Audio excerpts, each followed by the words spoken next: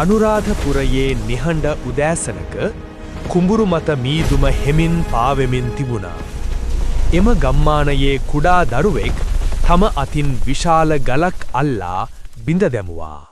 ගම්වැසියන් ඔහු දෙස බලමින් සෙමින් කතා කරා. එවැනි ශක්තියක් කුඩා දරුවෙකුට තිබීම ඔවුන්ට විශ්වාස කරන්නවත් අමාරු වුණා. කාලය ගතවෙත්ම ඒ දරුවා ශක්තිමත් යෝධයෙක් ලෙස වැඩි වුණා. ඔහුගේ ඉදිරියේ තිබුණේ විශාල ගල් කඳක්. ඔහුගේ බලයට බිය වූ සතුරු ඔහුව ලෝහ දාමවලින් බැඳ දමා තිබුණා. නමුත් ඔහුගේ ඇස්වල තිබුණේ බියක් නොව විශ්වාසය.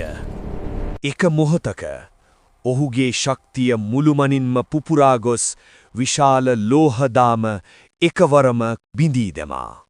ඔහුගේ බලය එතරම්ම දැඩි වුණා. විශාල ගල් කඳන් ඔහුගේ එක පහරකින් දෙකට බිඳී ගියා. යුද්ධ භූමියට පැමිණි විට ඔහුගේ පියවරෙන් සතුරෝ බියෙන් වෙව්ලුවා. ඔහු ඉදිරියට ගමන් කළේ අසීමිත විශ්වාසයකින්.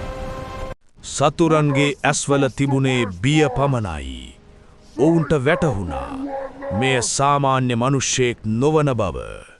යුද භූමියේ මැද ඔහු තම කඩුව අහසට උස්සමින් සිය සෙනාවට ධෛර්ය ලබා දුන්නා.